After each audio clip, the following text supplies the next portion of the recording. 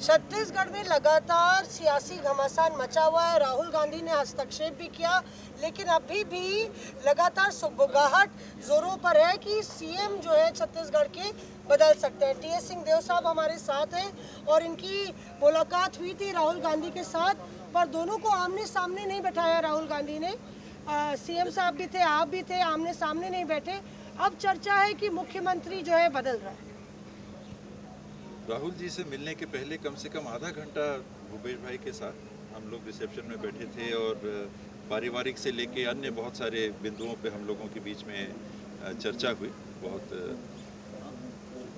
प्रेम और निकटता के माहौल में और वातावरण में चर्चा हुई। और बाद पार्टी के हमारे जो इंचार्ज हैं पुनिया जी, उन्होंने मीडिया को भी बताया कि छत्तीसगढ़ के संदर्भ में स्वाभाविक है उसकी परिस्थितियाँ, विकास इत्यादि के बारे में राहुल जी से चर्चा हुई। तो ये जब चर्चा होती है तो मानना चाहिए कि सामूहिक चर्चा हुई।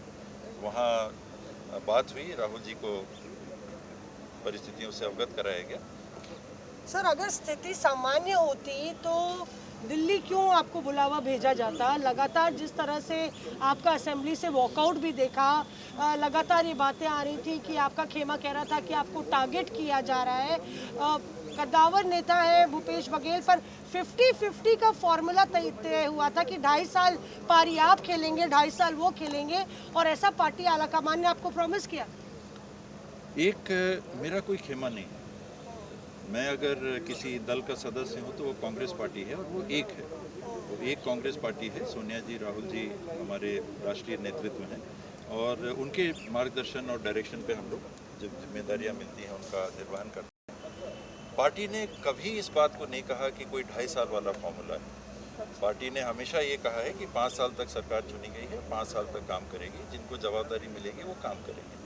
भूपेश भाई के पास अभी जवाबदारी है और ये सारे निर्णय हाईकमांड के रहते हैं। ये हम लोगों की तरफ से पेशकश हो, हम लोगों की तरफ से कोई दूसरी बात हो, पर बंद कमरे में आपको राहुल गांधी ने ये आश्वासन दिया था कि 2.5 साल बाद आप बनेंगे, ऐसा है क्या?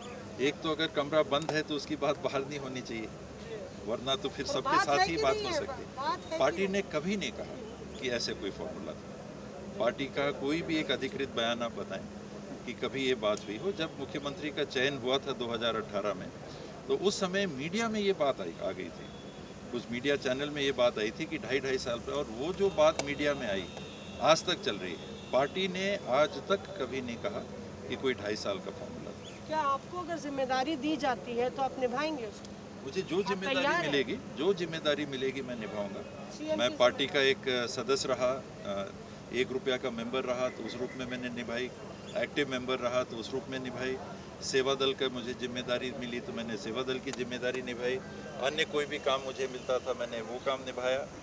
दूसरे राज्यों में जाके पर्यवेक्षक के रूप में काम करने का जिम्मेदारी मिला तो वो निभाया, इंचार्ज के रूप में उड़ीसा जाने का मौका मिला तो वो निभाया, झारखंड में इलेक्शन टिकट वितरण कमेटी के चेयरपर्सन के रूप में जवाबदारी वो निभाया, राजस्थान में जाके वहाँ राज्यसभा के चुनाव में एक ऑब्जर्वर के रूप में सुरजेवाला जी के साथ भेजा गया था वो निभाया, अभी त्रिपुरा भेजा गया वो निभाया। सर, सिर्फ सीएम पे ब्लू टिक रह गया है, तो क्या वो ब्लू टिक लगेगा? टीएस सिंहदेव सीएम छत्तीसगढ़ का ब्लू टिक लगेगा? ये पार्टी हाईकमांड का निर्णय रहता। जो जिम्मेदारी मिली मैंने नहीं ली, जो दी गई उसको निभाया, और कल भी जो जिम्मेदारी मिलेगी मैं निभाऊंगा।